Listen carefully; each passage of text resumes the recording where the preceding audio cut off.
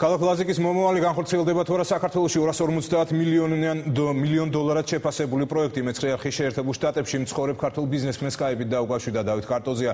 მასშტაბური პროექტის ერთ-ერთი ხელმძღვანელია. მისი თქმით, ხელისუფლება ლაზიკას ეჭვის თვალით უყურებს და მშენებლობის დაწყებას არ აპირებს. ბიზნესმენი არ გამორიცხავს, რომ თუ მთავრობა პროექტზე საბოლოოდ უარს იტყვის, ლაზიკას მსგავსი ქალაქი სომხეთში, აზერბაიჯანში და ერაყში აშენდება. თემაზე დღეს კომენტარები პოლიტიკოსებმა და მთავრობის ეკონომიკური გუნდის წევრებმაც გააკეთეს.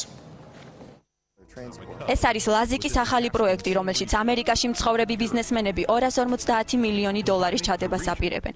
პროექტის ერთ-ერთი ქართველი ხელმძღვანელისა და ბიზნესმენის დავით კარტოზიას განცხადებით, სააკაშვილმა ლაზიკას სახელი იმდენად გაუტეხა, რომ ახალი მთავრობა მის მშენებლობაზე თავს იკავებს, რაც ქვეყნის ეკონომიკური განვითარების მხრივ დიდი შეცდომა იქნება. Უხედავად იმისა, რომ გვაქვს შემოთავაზებები სხვადასხვა ქვეყნებისგან, არსად არ გვინდა ამის წაღება, გვინდა და დაგვეწყო საქართველოში და რახან საქართველოში არ არის ეს საჭირო, მაშინ ახლა დღეს მქონდა მოლაპარაკება სომხეთის მხარესთან, აზერბაიჯანთან ურთიერთობას ამყარებს ჩვენი ერთ-ერთი წარმომადგენელი, მისი სახელი და გვარია ჯერი გლენ. პროექტი არის უნიკალური, რომელიც აერთიანებს ეკონომიკურ, სოციალურ, რა ვიცი, ნებისმიერი თემა აკვალისწინებელია. პარლამენტის საგარეო ურთიერთობათა კომიტეტის წევრი გიორგი ვოლსკი პროექტის განხორციელებას არ გამორიცხავს და ამბობს, რომ ის განხილვის პროცესშია. მისივე თქმით, ასეთი მასშტაბური პროექტის განსახორციელებლად საჭიროა შეიქმნა სპეციალური ეკონომიკური ჯგუფი, რომელიც მას დეტალურად შეისწავლის. ჩვენ შევჩერდით პოლიტიკური კონფერენციის მნიშვნელობას.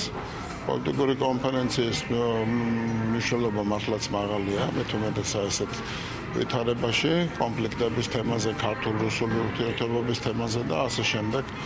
და ჩავთვალეთ საჭიროდ, რომ აი ამ თემაზე დაუბრუნდეთ ჩვენ განხილვას სადღაც შემოდგომისთვის.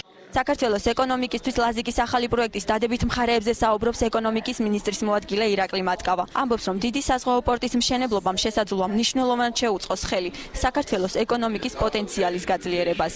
პროექტი არის კარგად გასააზრებელი და დასათვლელი, რათა ზუსტად ადგინდეს თუ რა სარგებლის მოტანა შეუძლია, რა ხარჯებთან არის დაკავშირებული და ასე შემდეგ. ანუ იმის თქმა, რომ ეს აუცილებლად ძალიან კარგი აუცილებლად პროექტია, რთულია, თავისთავად საინტერესო, იმიტომ რომ ეს არის დამატებითი სავაჭრო სატრანსპორტო ინფრასტრუქტურა. ეკონომიკის ექსპერტი მიიჩნევს, რომ ასეთი მასშტაბური ტიპის პროექტის მოუმზადებლად განხორციელება ქვეყნის ეკონომიკურ და სოციალურ ნგრევას გამოიწვევს. თუკი აი გავითვალისწინებთ არსებულ გამოცდილებას ჩვენთან, ასე ვთქვათ, როგორ ხორციელდებოდა ეს ყველაფერი, მე თუნდაც მხოლოდ დროის ფაქტორი მაქვს ხედელობაში.